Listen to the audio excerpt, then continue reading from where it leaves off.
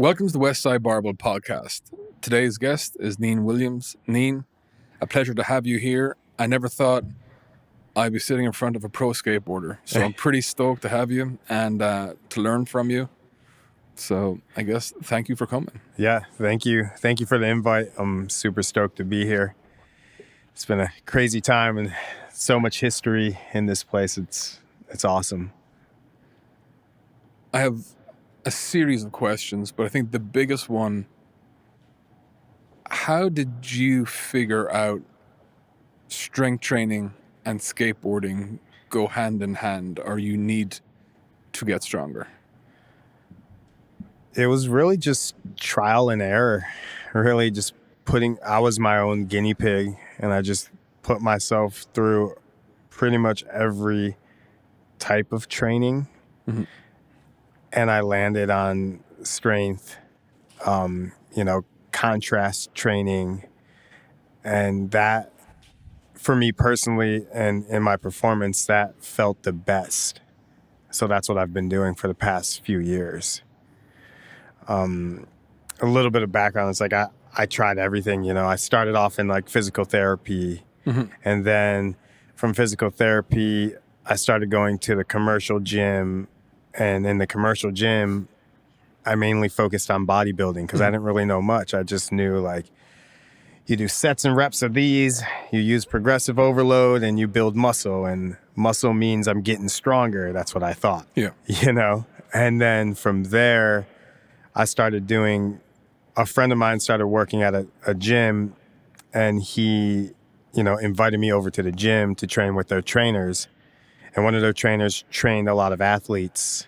And that trainer introduced me to more so the Conjugate method and, focusing on strength and using, the French contrast method and a lot of conditioning. And, once I started training that way, I realized I felt super good on my board. And I just continued doing that.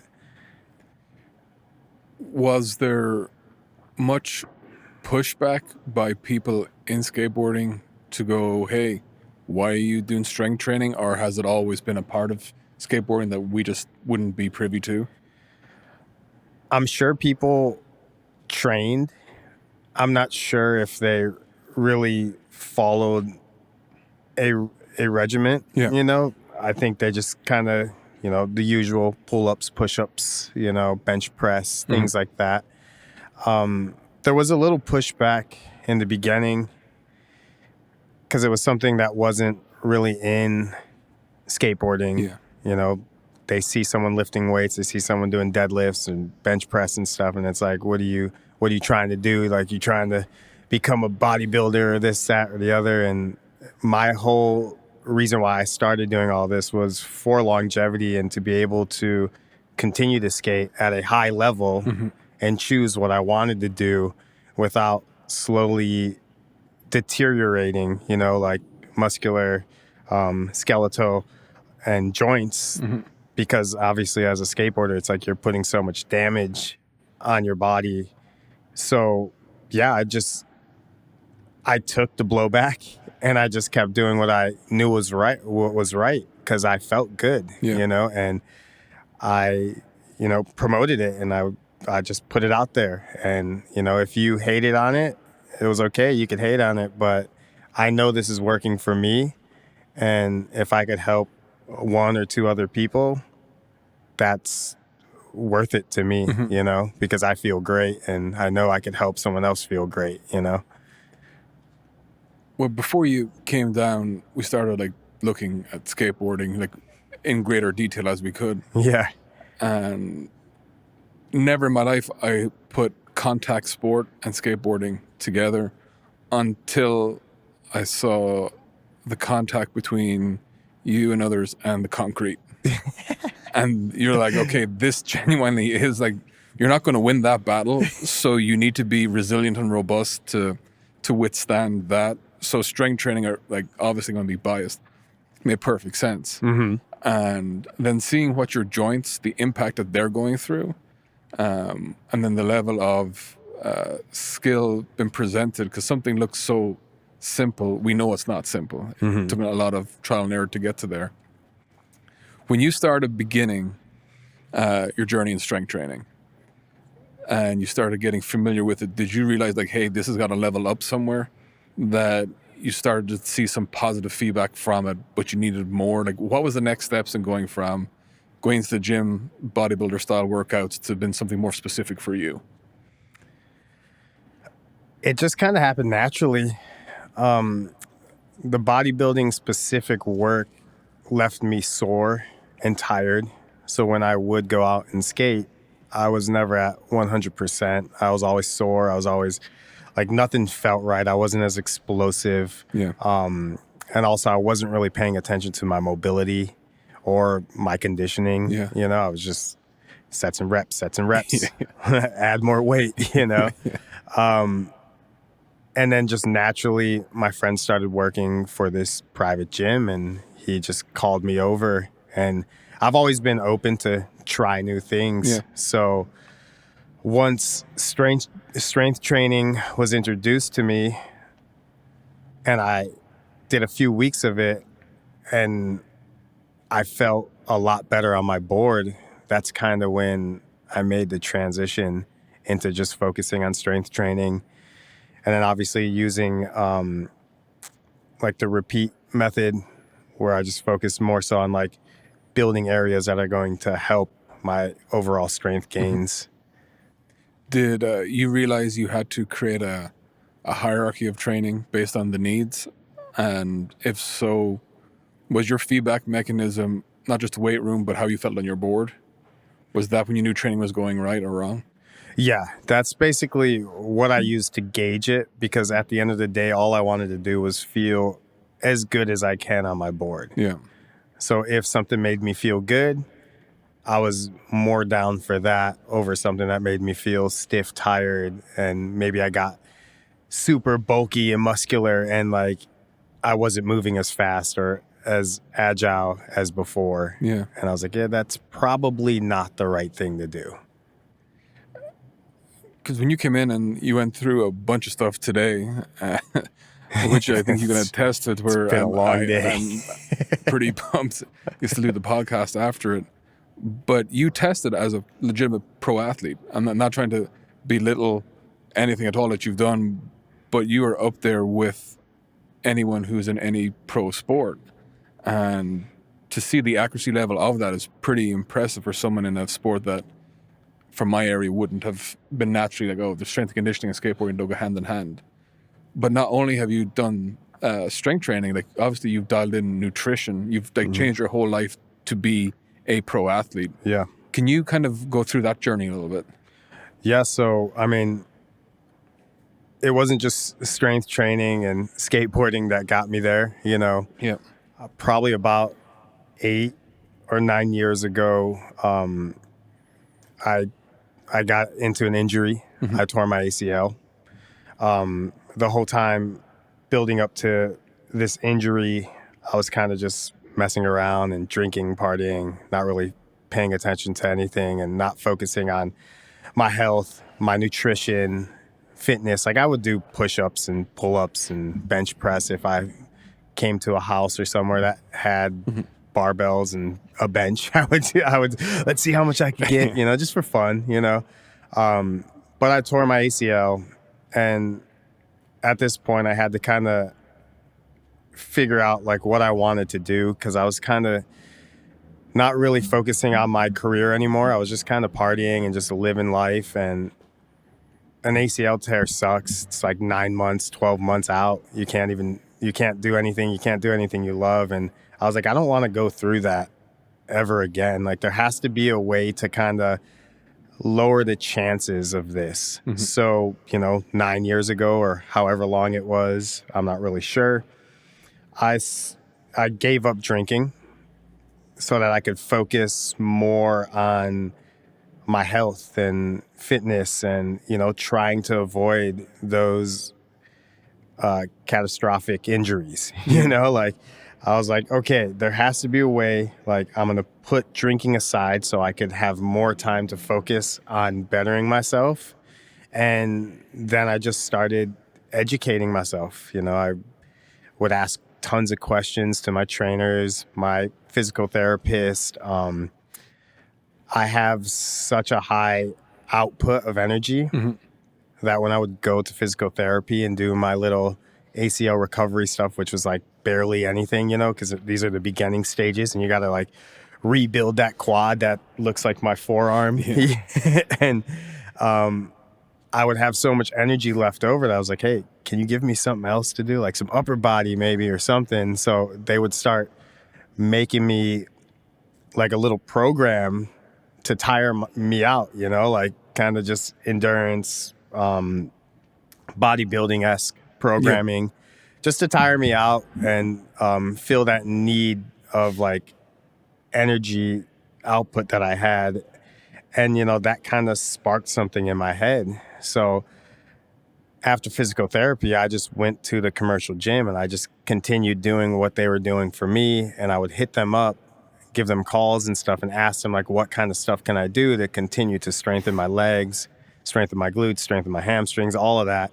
And they would give me protocols and I would do them on my own. And then that just like created the bug, and then I started taking certifications and like just trying to soak in as much knowledge as I can, and, that happened 9 years ago or so. And now this is the present day. Yeah. So I've been doing it for a long time, regimented too. I never fell off. I stayed true, never picked up alcohol again, and just continued my journey and continued to get stronger and stronger and stronger, Yeah.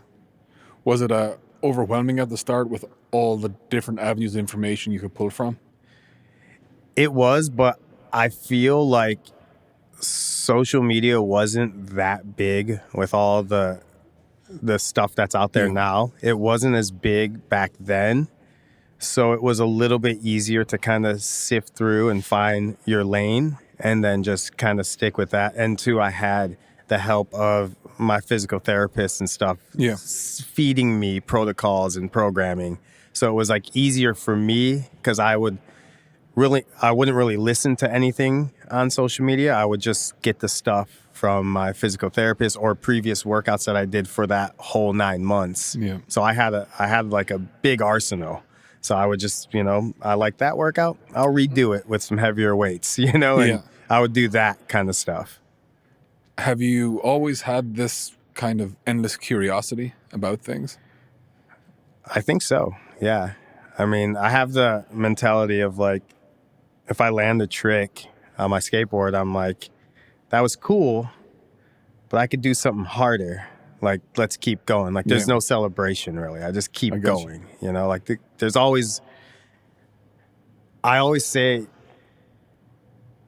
we are in charge of how well we do. Mm-hmm. And if we just sit down and say, oh, that was good, like, just relax. That was good. Then we're just going to get whatever we got right then. But if we keep pushing ourselves, like, the opportunities are endless, And it's like, that's kind of my mentality is like, I'm in charge of how well I do. So the more work I put in, the harder I try, the better my outcome's going to be, It's as if you found your equation, right? The more I put in here plus this equals that skill or whatever you want to achieve.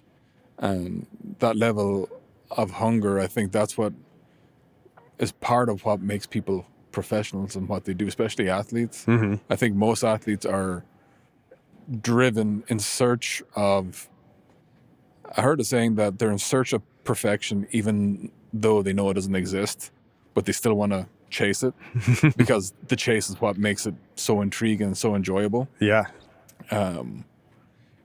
Is there aspects of skateboarding that you can put in the groundwork in the gym and that's going to pay off dividends? Like in terms of is there a trick that you have here? Like, okay, to get to that physically, I have to be in this shape. So a lot of it, I mean,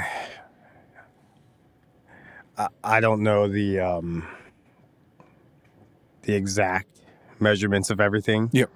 But the way I look at it is, you jump off of a 10-foot thing, like you're taking a lot of impact, which equals, however many pounds. Yeah.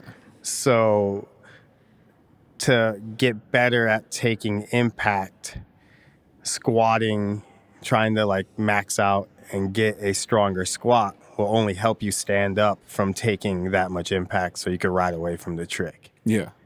So that's how I look at it. So that is like something huge that plays into like how I train, and obviously strength training, and I don't know if that answers your question, but it does. Like just knowing the level of thought that goes into something that, from someone who's clearly new to understanding what you do, like the level of preparation that goes into something, like it's not just random. Yeah. Like that's what, and especially understanding the difference between, which I'm not going to even, maybe you can explain it better, of the style of skateboarding you do compared to what most people would probably think of, like because you free skate, right? That's the... Yeah, street skate, just outside, stairs, handrails, gaps, ledges, benches, and we just kind of document it, get photos documented, video, and we kind of create video parts. Yeah. So there's got to be a lot of stuff going when you're driving, like, you look at something and you're making mental notes. Yeah. And like to where that cognitive aspect tied in with the physical demands, you're like, okay, that's super interesting. And at Westside, we love something that's super interesting, right? Interesting means that there's a level of depth beneath the surface that people don't understand, and that's where we want to understand more. What do you think is one big thing that people don't comprehend with what you do in terms of your sport? So, I mean, when you see a video part and you just, you see those 3 seconds of someone catching their board and landing it or grinding on the big rail, and you're like, oh, that looks super easy because they do it smooth and nice. I don't think people understand how much work actually goes into that 3 seconds. Like sometimes we work on tricks for, hours, sometimes days, sometimes weeks, sometimes even like months or years. We're trying that same trick on that same handrail and have to go back numerous amounts of times, getting injured, slamming, all that stuff to get that 3 seconds that passes by so fast. I feel like people don't understand that one thing. And then the other thing, I feel like every parent should like allow their kid to skate at least once. I'm a parent, so I can talk for the parents, but let them try to skate at least once. Let them try to learn a trick or two, just because skateboarding teaches you like a resilience that passes over so well into real life. Because real life isn't easy. It sucks. It's hard, and skateboarding is hard. Yeah, it's hard as shit. And you have to be able to put in reps on reps, repetition to learn tricks. So it teaches you how to understand and deal with failure, but it also teaches you how to push through and become victorious on the other side. And I think that is a huge life lesson for everybody. And the sooner you could learn how to navigate through that, the better. So I feel like every parent should let their kid play with a skateboard.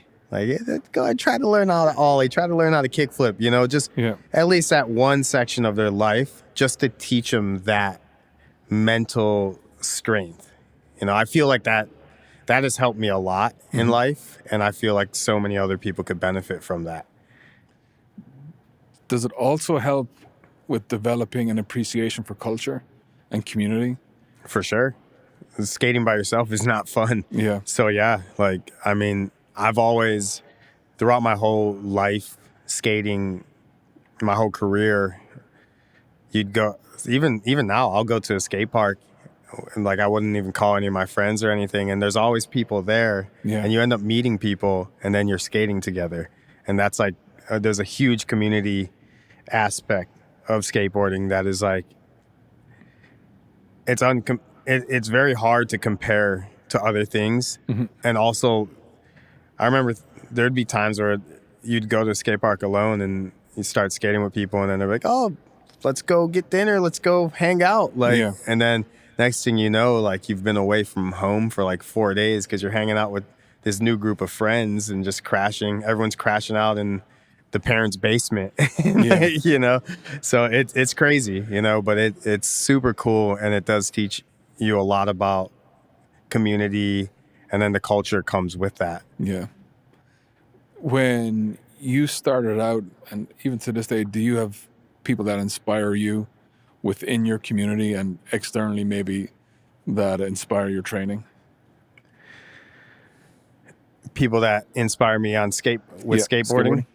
And then one, just say for strength training, like, is there anyone like, okay, you looked at that person like, oh, I admire what they're doing? I feel like, so I have a lot of, you know, skateboarders, pro skateboarders, future and present, Okay. or past and present, that I look up to, that are like my favorite skaters. Like I like their style, like I like them as people, you know, and I'm inspired by them. And then as for training, I mean, really, I just kind of find what works for me, and that's what I do. You know, there's not really like, I look up to you guys with everything you guys have done with your gym, you know, but there's nothing really, it's just kind of like something that I've done to help me be the best I can be, you know? So it's like, I don't know, it's like that's what like skating and training for me have like worked so well together, because I feel a lot of similarities between the two. Like they're very therapeutic. It's very like me time feeling, you know, like skateboarding, I go out, it's like I have a canvas and a paintbrush, and I like kind of see some stairs, like I'm going to do a trick down these, like I just kind of do what flows and comes naturally. And then where training is almost the same thing, but it's a little bit more controlled.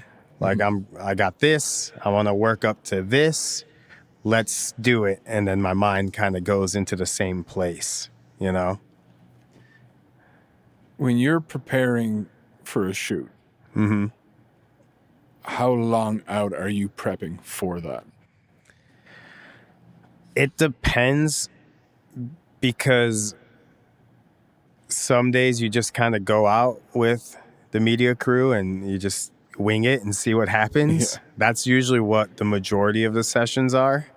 And then you might have a list of 10 to 20 things of tricks you really want to get. And those tricks, you usually spend a few days before doing them on, like the way I structure it is I'll spend 2 to 3 days before with a day rest in between each day, practicing that trick on like smaller obstacles that are almost as big, just so that I am as prepared as possible when I actually do go out and try to film or shoot a photo of it. Yeah. So there is like the way I do it now. Like back in the day, it was always just whatever happens, whatever I'm feeling, you know? And then now that I'm a little bit older, I'm more strategic about it, because also my time is very valuable now. Like I have my wife, my son, I have restaurants, I have things to do. So it's like I need to get out and make sure that my time is spent to the best of its degree as possible. So I have to make those chances, like not I hope it works, to like I have a, you know, 8 out of 10 chance that I'm going to land this and right away, or I got a 5 out of 10, you know, on like the broader spectrum. Kind of to jump back to your saying of like, let your kid try going to skateboard. If you had to give advice to people getting into this from a strength training perspective, like what are 5 tips you could give them that you know now that you didn't know when you started? For strength training? Yeah. Obviously, number one, the easiest one is just focus on your mobility. Nutrition, for sure. Just like be careful on what you eat. Know what you're eating, why you're eating it, and what is it going to do for you. Have a purpose with your nutrition. Strength training, you could start as small as just body weight, just to kind of understand form, technique. I always say, like, it's best that you get mind the muscle down to really understand what's working, the mechanics of it all. So that can be easily as just using 2 dumbbells or kettlebells and just kind of like really focusing on just the basics. And then as you get better at that, obviously adding a little bit of strength training into your weekly routine, whether that's 2 to 4 days, 3 days. 3 days is the moneymaker. You put me on 3 days. That's been a game changer for me. So on that, what did you find moving from the 5 to 4 day to the 3 day model? Like, what has been the biggest change to you in that?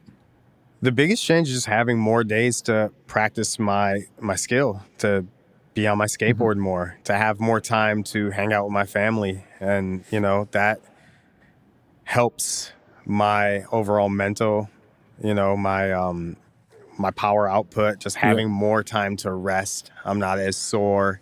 And I have more time to just practice tricks that I want to get. So it's like easier. I feel way more on point than training every single day. Or,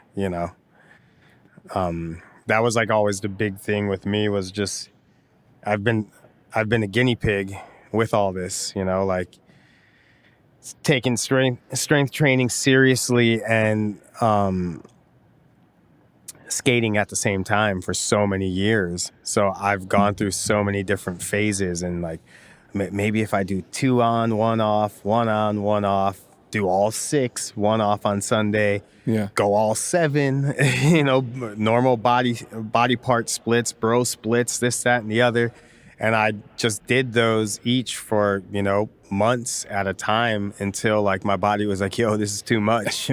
You're doing all of that and skating at the same time. Like, it's like, you got to figure out something that works. And I had a good kind of split going. And then I talked to you and you completely ruined it. You completely threw it. No, you brought up the 3 days a week, and just getting everything you need in on those 3 days. And it's been game changing for me.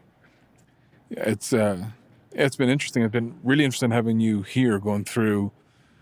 I don't think you knew what you're getting into today with the I didn't even know I was going to train today in that way too.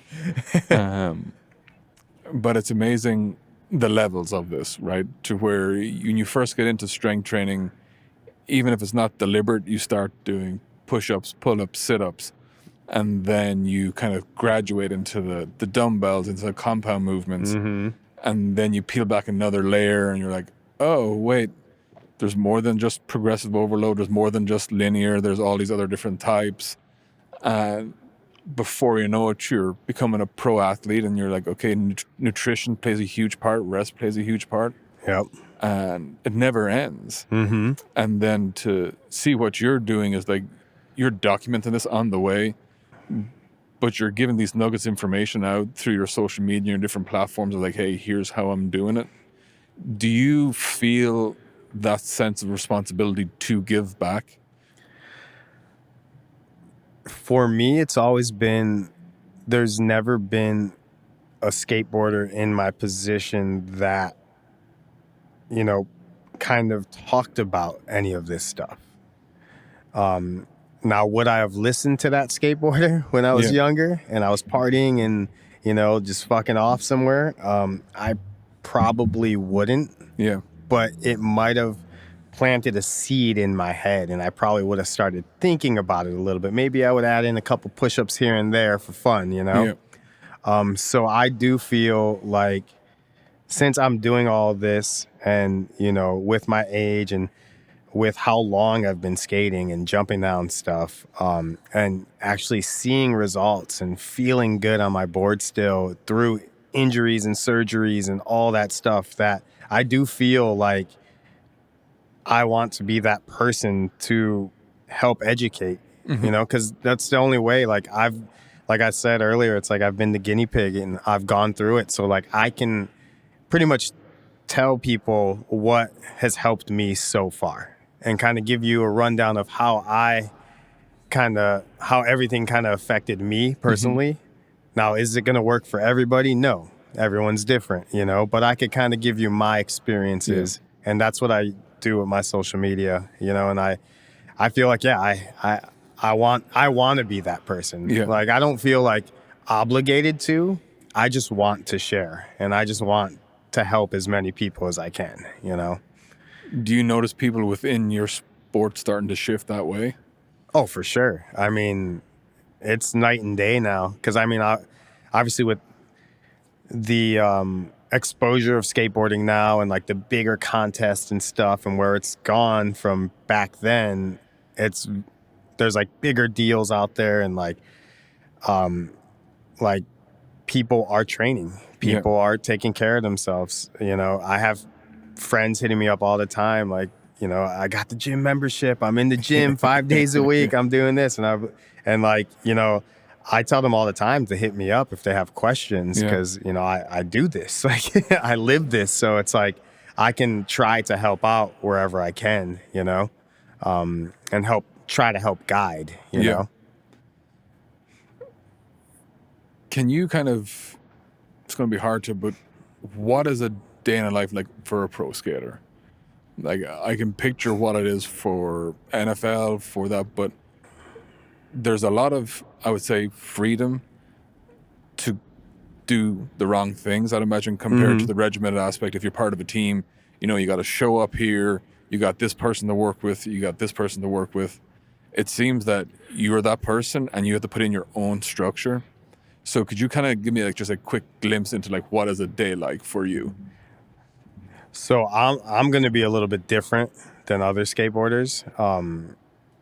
Do you want me to let you know what I do strategically? Sure, whatever you're willing to divulge, and then if you want to compare it to what other people do, would be great. Okay. Well, for me personally, like, it's taken me years to get to this place.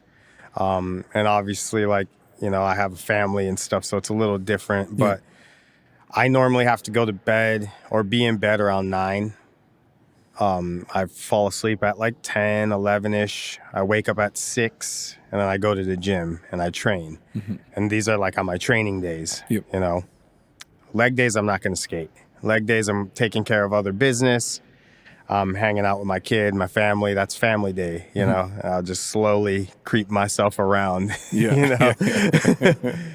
And then the day after leg day, because I've been doing this for so long, I don't really get destroyed on my leg days. And I'm not really focusing on like, take it to failure. Like, we got to build these legs as big as possible, you know. So I'm not really that sore. So I skate the next day. And like I said, I practice tricks that I want to document on the weekends. And then the day after that, right back to it, training. But basically, I just focus on my nutrition throughout the day. Like on a skate day, let's say, how I would approach a skate day is I'll wake up. I usually do some sort of movement prep just to get everything kind of working, activated. I have my breakfast. I focus on my nutrition, so I'm going to eat things that are lower on the glycemic table so I don't spike and drop, you know, because I'm going to go do something active. Then that's normally protein, fruit, somewhere around there, caffeine. I go out, I meet up with my friend. We're on like more of an early schedule, so we go out, we get things done within like 3 to 4 hours or so, and then I head back home and it's family time. And family time is self-explanatory. Yeah. Just chill with the family, go on walks, try to walk a lot, Yeah. and then just eat and enjoy the rest of the day, and then it's gym day the next day. So back in the day, normal skateboarding life, normally party at night. Who knows what time I'd go to sleep? Yeah. Who knows what time I'm going to wake up? Usually everyone would get out by 11-ish. We'd all meet up.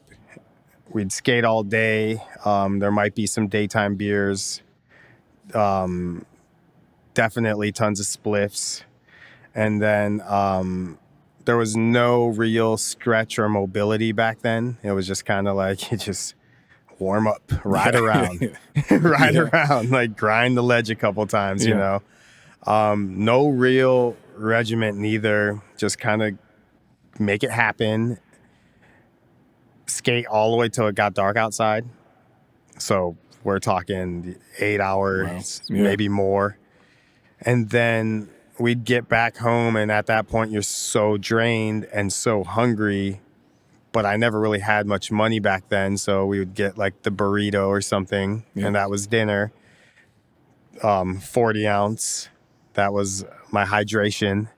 And then either party or just pass out, you know, and do it all over again. So there was no regiment, there was no, you know, and this is professional too. There's no no team to meet up with, nobody to tell me like, you know, like you got to stretch, you got to lift, you got to do anything. You know, it was like very just make it work. But that's how skating works. Like it's just kind of it's raw, it's rugged. That's just how it is, you know. Do you think in today's times, sponsors and people who invest in you are looking at that they want people who are more not put together, but you're like, okay, they're paying attention to it, like, hey, you're taking everything serious? I think some are and some aren't, you know. Obviously, it depends. Yeah. And a lot of skateboarding is on like marketability, you know, like who's marketable. Yeah. If that makes sense. Yeah. Yep. So it's kind of like a 50-50. Because even like people that party super hard can score really good endorsements and sponsors. And then to the people that are regimented and structured, they could score those same. Yeah. Obviously, like someone's career might go longer, but you never know because there's so many variables that play into it. Are sponsors, as you get, I guess, more accomplished in your sport, do sponsors change from like, I need to get a sponsor and you take whoever it gets, to become a more reflection of who you are? Or is there that little choice? And it's like more just to generally understand where the roles of sponsors, and do they reflect you as a person as you go forward? A sponsor's kind of like a family. And obviously, like you could get other sponsors outside of just like core skateboarding. But for most of the sponsors, it's a family. It's a family thing. These are people you skate with. These are friends, you know. And then obviously those other endorsements come in that are more so like product based, you know. And you're more of like a representative of that company. So it's kind of a mix of the two. Your core sponsors are more of like your family, and then you kind of get other ones too that you represent. I could keep you here all day, but I know we've had a long day. But I'd be remiss if I did not bring up the spices. The spices, hell yes. Where did that come from? Because it's just such a unique product for someone to create and to actually use them, and genuinely, like, these aren't just your average spice, like they're like legit spices that I've told you we put on everything. How did that come about? So, you know, throughout my journey, as I started focusing more on nutrition, I started to cook a lot more at home. And, I would put all my knowledge out on social media, and I'd also put my cooking too. Yeah. So I would cook, I'd season my chicken, I'd season my potatoes, everything, and I made this one recipe for my chicken breast that was like a hit. People were super stoked on it. And I put out a video and they were really hyped on it, and they started making it, and they're like, yo, like that season mix is amazing. It's like anywhere I could get that mix. And my wife came at me and she was like, yo, you should bottle this spice. You should start doing some spice rubs, since you're making all these different dishes and different rubs and like putting them out there. Like, you might as well just bottle them up and have a place for people to get them, and it's easier. So we started doing some research, and it was fairly easy. Just had to kind of YouTube some stuff, and everything's on YouTube nowadays. So we like figured it out and met up with a bunch of manufacturers, and we found this really good manufacturer that was like family owned and stuff, and the dude was really cool, and I still go through him today, like years past. And we created our own spices and just kind of started selling them out of the house, and it's the same way we do it today, still going. So like now I've been kind of introducing new spices, seasonal spices to the mix, and I want to do more with it. My whole thing is time. So maybe just more so putting the right people in the right places to be able to do more with it. Well, I met between family, skateboarding, spice, and then you have restaurants too. You have burgers too, like to where partner in some restaurants. Yeah, that which came first, the spice or the burger? The spice. So the spice created the burger. Okay. Yeah. So with the spice, me and my friend decided to partner up together and do, we were like, I like smash burgers. My friend was like, I like smash burgers. Let's do a smash burger. So then we collabed together to make our idea of the perfect backyard smash burger. My friend is, his name's Philip Franklin Lee. He's a Michelin star chef. But we both like street food. That's hilarious. So we used my spice rubs on it, and we did a lot of research. We ate a lot of burgers, and we finally developed the burger that we thought, which was the perfect burger for us. So we started doing pop-ups and just giving away 50 double burgers in random locations like comedy clubs and stuff. And then another friend approached us and was like, hey, if you guys want to do your burgers out of my kitchen, you could do your burgers out of my kitchen. And we were like, let's do it, because he had a bar with a kitchen attached to it. So then we were like, yeah, let's do it. So we opened up our burger spot in the back of his bar in Austin, Texas. It's called NADC Burger. Yeah. What does that stand for? Not a damn chance. And then the spice rubs it's NADC too, because that's what it originated from. It's like a catchphrase that I use. Like, if you ever watch my social media stories, I usually eat something. Sometimes it's a small meal, sometimes it's a big meal, but I've just grown accustomed to saying not a damn chance every time I crush my plate. Like, when you talk about it, it all makes sense to synergy with Neen, the brand, like of who you are and what you do with your pro sport. But I would never put everything together. I would never put strength and conditioning and skateboarding, smash burger, Michelin star chef, skateboarding and Michelin star chef and spices. But strangely, it just all comes together and makes sense. And was this always linear, like in your head, like, okay, if I can do this, I can still be a representative doing my sport, and everything just ties into you being successful and doing what you're doing. Was this always in your head, or did you just jump on opportunities that came your way?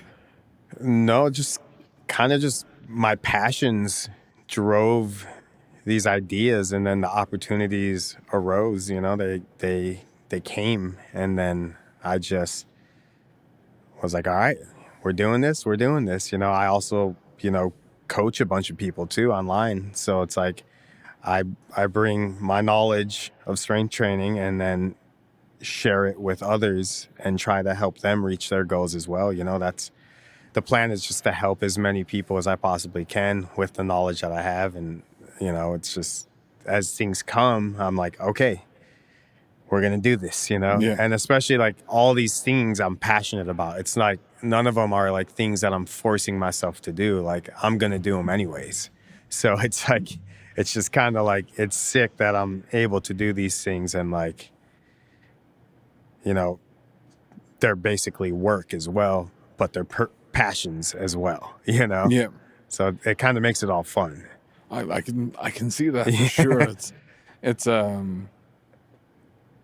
It's a unique position to be in, but you put a lot of work in to get to where you're at too. Mm-hmm. Which, and Harold and myself, we always talk about it. When you have freedom, like, it's not as freeing as you think. Yeah.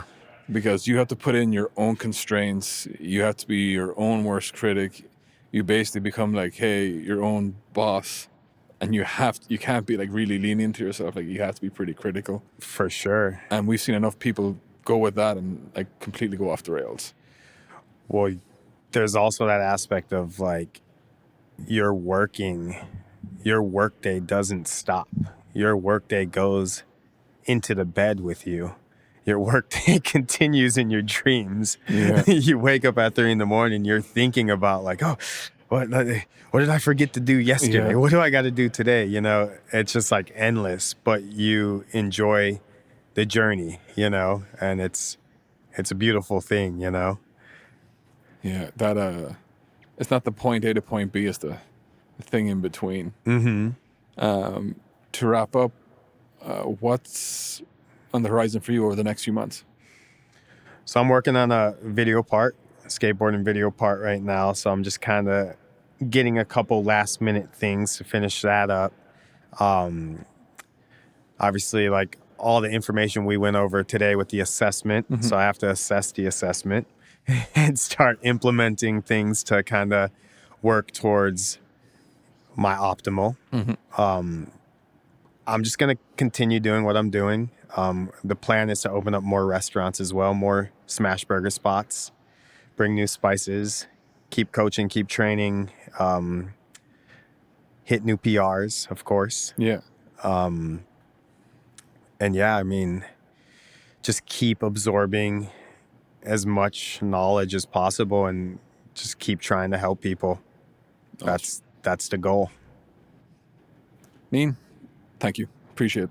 Thank you, Tom. Appreciate you.